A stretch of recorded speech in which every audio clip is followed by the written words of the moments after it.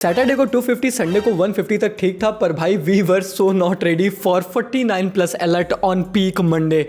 ये क्या हो गया दिल्ली वालों? ये सब क्या हो गया, कैसे हो गया? इन जालिमों ने मिलकर ये क्या हल कर दिया? सैटरडे को T10 दिखाता है, संडे को टेस्ट दिखाता है, मंडे को फुटबॉल दिखाता है। पीक जैसा कुकिंग। इस मैच के पहले दिल्ली कैपिटल्स के को ओनर पर्थ जिंदल साहब ने एक ट्वीट किया था, time to turn the heat on Delhi Capitals, we all know how good this squad is, time to be together, time to play together and time to bring our best cricket to the IPL, this is where our season truly begins.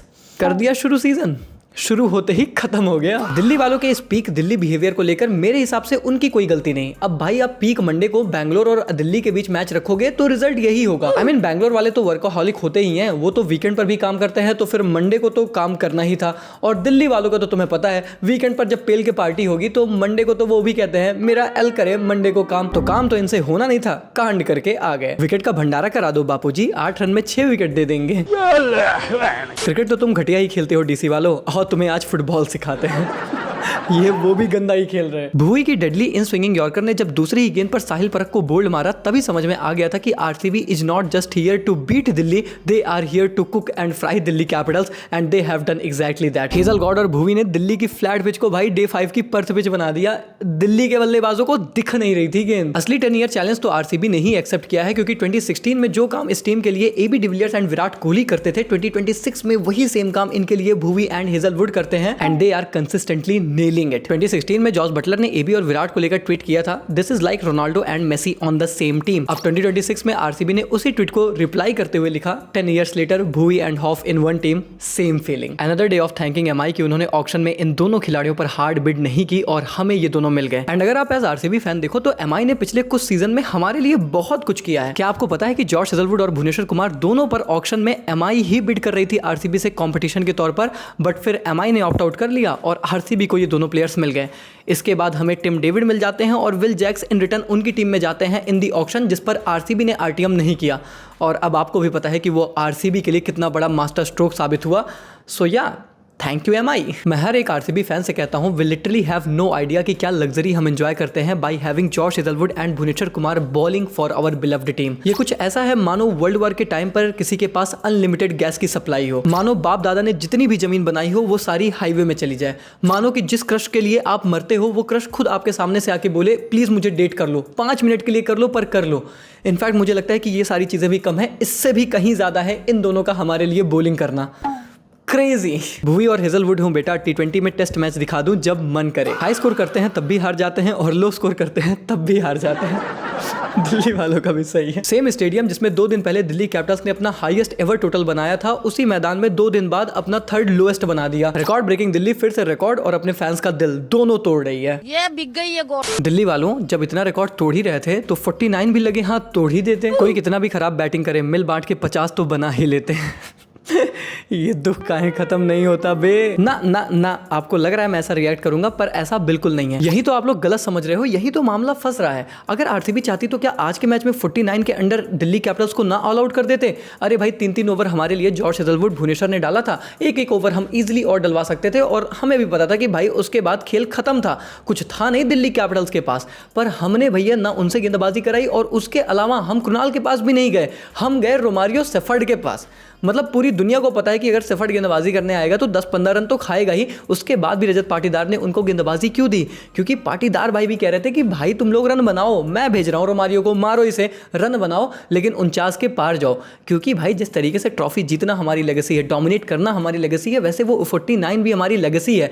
कितनी बार तो मैं तुम लोगों से कहता हूँ, पता नहीं क्यों तुम्हें 49 से इतनी शर्म आती है, मुझे नहीं आती। आई एम अ प्राउड 49 भाई। मैं तो पहले भी कहता था, अभी भी कह रहा हूँ कि भैया यहीं सीने पर कफन के साथ लेकर जाएंगे 49 का रिकॉर्ड, ना तोड़ेंगे ना किसी को तोड़ने देंगे। बाकी हेटर्स को तुम कहने दो, क्योंकि उनके पास कहने को कुछ है भी तो नहीं। अब ट्रॉफी हमारी है, डोमिनेशन हमारा है, तो 49 को लेकर ही कह सकते हैं। और इसी बात का तो अलग मजा है कि जब दिल्ली कैपिटल्स 8 रन पर 6 विकेट डाउन थी, तो आज सिर्फ दिल्ली कैपिटल्स नहीं बल्कि उनके साथ 8 और टीमों के फैंस मिलकर ये बना रहे थे कि भाई साहब बस तू 49 के पार बना लियो, क्योंकि एक ही तो चीज पे हम आरसीबी के मजे ले पाते हैं, और अगर आप 49 पर भी लटक गए तो फिर हम तो क्या ही करेंगे। ये ऑरा है आरसीबी का, तो तुम क्यों इसे निगेटिव वे में लेते हो? पॉजिटिव लो भाई। बाकी ऑन अ सीरियस नोट अगर आप जानना चाहते हो कि वो कप्तान जो हमेशा अटैक करता है रजत पाटीदार, उन्होंने क्यों नहीं दिया 4th ओवर अपने अटैकिंग गेंदबाजों को और इनफैक्ट उनको स्पेल से हटाकर सुयश शर्मा और रोमारियो शेफर्ड को स्पेल में लगाया, कुणाल पांड्या को भी ओवर नहीं दिया। बहुत ही सिंपल सा रीजन है। देखो सबसे पहला फैक्टर है एज। अब भुवनेश्वर कुमार और जॉर्ज हेजलवुड कोई 24-25 साल के यंग गेंदबाज नहीं है, बल्कि हेजलवुड हैं 35 साल के और भुवी हैं 36 साल के। इनफैक्ट एज का एक फैक्टर और उनका जो वर्कलोड फैक्टर है वो बहुत इंपॉर्टेंट था और इसीलिए भुवनेश्वर कुमार ने खुद आकर मिड मैच प्रेजेंटेशन में जब उनसे पूछा गया कि क्या आपने बोला था अपने कप्तान से कि चौथा ओवर भी दे दो, ऑल आउट करके निपटा देता हूं, उन्होंने बोला ना मैंने मांगा था और ना मुझे चाहिए था, क्योंकि वर्कलोड मैनेजमेंट करना है और शायद मेरी अब उतनी एज नहीं है कि मैं लगातार 4 ओवर डालूं, मैं भी थक गया था। तो पहली बात तो सिर्फ आपको ये शॉर्ट टर्म गोल नहीं देखना, आपको अपने प्लेयर्स को फिट रखना है, वो भी जब वो इतने इंपॉर्टेंट और की प्लेयर्स हैं। दूसरा, चलो मान लेते हैं कि इनको बैक टू बैक ओवर दिया जाता और अगर ऐसा होता कि विकेट ना गिरती तो डेविड मिलर स्ट्राइक पर थे और आपको भी पता है कि अगर डेविड मिलर अंत तक खड़े रह जाते तो वो कितना बड़ा डिफरेंस क्रिएट होता अगर अंत में एक भी ओवर जॉर्ज हेजलवुड और भुवनेश्वर कुमार के नहीं होते। तीसरा, RCB definitely wanted to give some game time to Rasikh Dar सलाम एंड रोमारियो शेफर्ड, स्पेशली जिस तरीके के राशिक के इंजरी कंसर्न्स रहे हैं, रोमारियो की फॉर्म रही है, तो उनको गेम टाइम देना बहुत जरूरी था और इसीलिए उनसे गेंदबाजी कराई गई। तो स्ट्रैटेजिकली एक बहुत ही सही मूव था। बाकी मजाक में तो चाहे जो बोलो। और इनफैक्ट जो लोग 49 ऑल आउट का मजाक में भी मजाक बना रहे हैं उन्हें ये क्लिप भेज देना। हाँ, 49 all out lowest total in IPL history RCB he hold करती है और बहुत सी टीमें बहुत ज्यादा कोलैप्स की हैं, फिर भी 49 के ऊपर हर कोई बना लेता है। बट जब आप ये स्टैट्स लोगों को बताते हो तो ये भी तो बताया करो। आरसीबी इकलौती ऐसी टीम है जिसने 2 बार अंडर 60 अपने अपोनेंट को ऑल आउट किया है। आरसीबी इकलौती ऐसी टीम है जिसने 3 बार अंडर 75 अपने अपोनेंट को ऑल आउट किया है। आरसीबी इकलौती ऐसी टीम है जिसने 9 टाइम्स 95 के अंडर अपने अपोनेंट को ऑल आउट किया है। सो अगली बार कोई 49 ऑल आउट पर कमेंट करे तो उसे बस इतना कहना, यस वी आर प्राउड उनचासियन just like we are proud of all these stats. फर्क सिर्फ ये है कि आप 49 पर बात करते हो, बाकियों पर बात करते नहीं। पर गेम पर तो बात करना ही पड़ेगा। टॉस जीता आरसीबी ने और बोला कि चलो भाई तुम्हारे साथ फुटबॉल खेल लेते हैं और 4 over, all it took 4 overs for RCB to close this game. First over 0 wicket 1-0-1-0, second over wicket 4-1-0-0, third over wicket 0-0 wicket 0 wide 0, fourth over 0-0-0-0 wicket 1। Scores of Delhi Capitals top 6 0-1-1-0-5-0। ये क्या हो रहा है यहाँ? जब बैटिंग आपकी रन्स कम और किसी एरिया का पिन कोड ज्यादा दिखेगी तो खेल में क्या ही बचेगा, खेल तो खत्म। भाई 36 और 35 साल की उम्र में जहां most of the pace bowlers retirement के बारे में सोचते हैं, वहीं पर जॉर्ज हेजलवुड और Bhuvneshwar Kumar are literally peaking for RCB. I mean ये जो कर रहे हैं ये ना देखने में आसान है और करने में तो बिल्कुल भी नहीं। दिल्ली के पिच पर इतने कोई डेमंस नहीं होते, ये हम सबको पता है। थोड़ी बहुत अर्ली स्विंग मिल रही थी, पर जिस तरीके से यूटिलाइज किया इन दोनों ही गेंदबाजों ने अपनी स्ट्रेंथ को, थोड़ी स्विंग भुवनेश्वर कुमार को मिल रही थी तो आपको तो पता ही है कि स्विंगिंग फिर कितने डेडली बन जाते हैं। भाई वो जो इन स्विंगिंग डिलीवरी उन्होंने डाली थी साहिल को, I mean that was just unbelievable. और उसके बाद हमें समझ में आ गया था कि ये बंदा नहीं रुकेगा।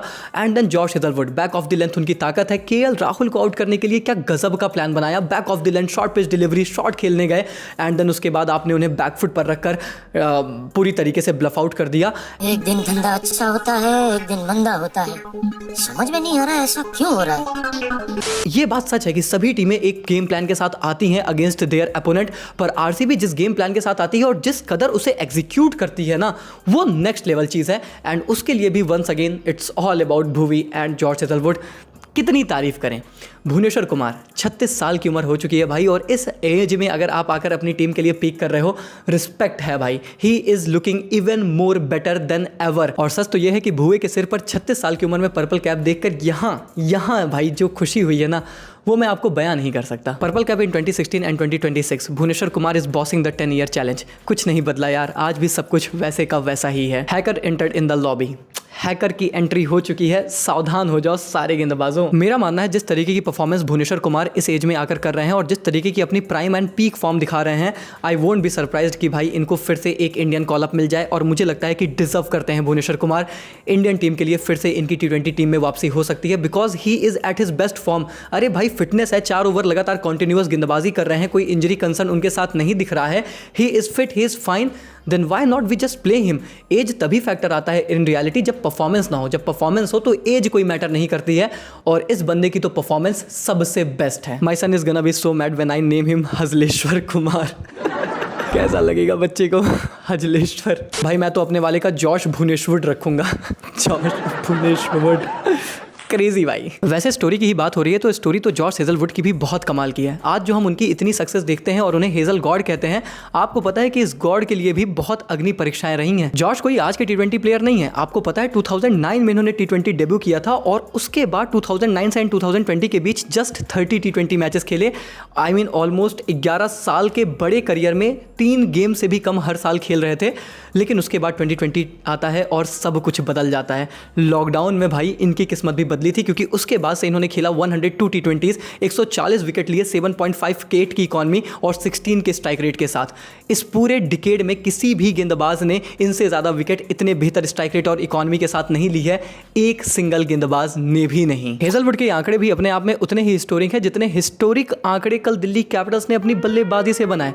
अब मुझे ऐसा लगता है ना कि टीमें ना थोड़ा पिच को रीड करने में अब कंफ्यूज हो जाती हैं, और उसका सबसे बड़ा रीजन यह है कि अब एक परसेप्शन है कि भाई 220 240 बनाने हैं। पिछले मैच में जब दिल्ली 265 बना के भैया डिफेंड ना कर पाए तो दिमाग में तो वो साइकोलॉजिकली बैठा होता है। इस मैच में भी दिल्ली के साथ वही हुआ, इसी वजह से ये कोलैप्स देखने को मिला है। अब दिमाग में वही बैठा था और भैया चले गए टॉप गेंदबाजों के खिलाफ शॉट का अटेम्प्ट करने, पर ये तो देखा ही नहीं कि आखिर सामने गेंदबाज किस लेवल के हैं।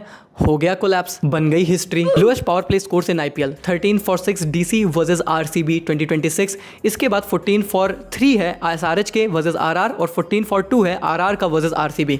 अब 13 for 6 तो दिल्ली का एक अपने आप में रिकॉर्ड है, पर भाई मैं तो ज़्यादा शॉक हो गया था 14 for 3 एसआरएच को देखकर। आई मीन आज की एसआरएच के सामने अगर किसी लॉकडाउन किड को बोलो कि ये एसआरएच 14 for 3 थी 6 ओवर में, कोई मानेगा? पर हुआ था भाई एक समय ऐसा। अब एक स्टेज दिल्ली 8 for 6 थी और उस वक्त हर एक आरसीबी फैन की ये उम्मीदें जाग गई थी कि भैया 49 का रिकॉर्ड क्या आज हम ही तोड़ने वाले हैं, हम ही बनाए थे, हम ही तोड़ेंगे।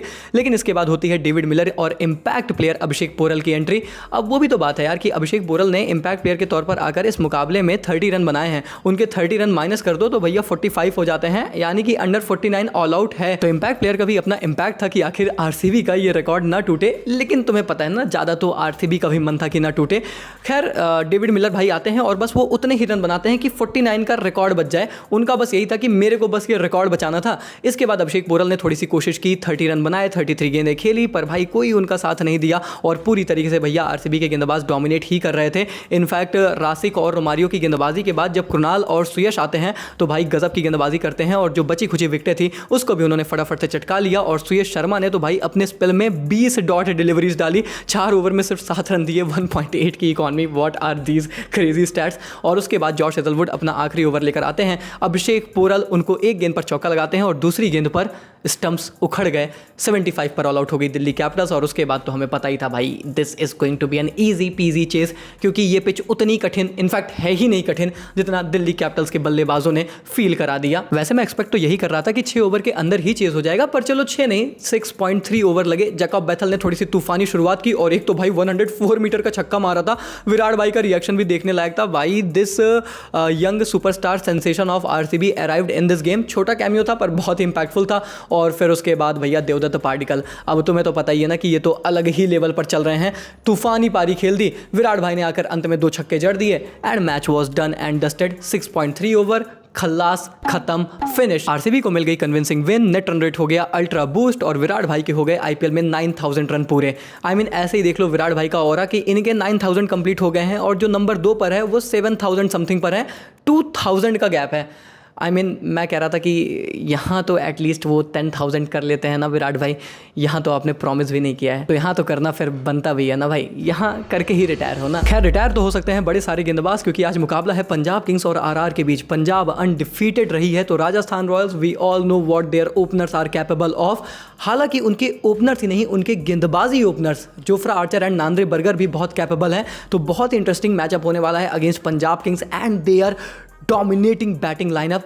तगड़ा मैच होगा। न्यू चंडीगढ़ में मुकाबला है और यहाँ पर खेल और इंटरेस्टिंग बन जाता है। पिच नंबर 4 यूज होने वाली है, वही ट्रिकी पिच है जिसमें गुजरात के खिलाफ बहुत ही ट्रिकी चेज हुआ था। ड्यू यहाँ पर फैक्टर होता है, लेकिन फिर भी जो टीम पहले बैटिंग करती है अगर वो 200 के पार बनाए तो डेफिनेटली टोटल डिफेंड होते हैं। बहुत ही ट्रिकी मैच होने वाला है। कौन डोमिनेट करेगा इस मुकाबले को, वेरी ट्रिकी। कल के मैच में आरसीबी जीत गई, एक तरफा जीती, प्रेडिक्शन सही हुई। आज के मैच में क्या पंजाब किंग्स वो लॉ ऑफ एवरेजेस उन्हें हिट करेंगे? आई मीन हम बहुत यही बात कर रहे हैं, पर वो लॉ ऑफ एवरेज भी कह रहा है ना कि पंजाब जैसी डोमिनेटिंग टीम के खिलाफ हमारा एवरेज नहीं चलता। मुझे तो लगता है राजस्थान का भी नहीं चल पाएगा, पंजाब ये मैच भी जीतेगा।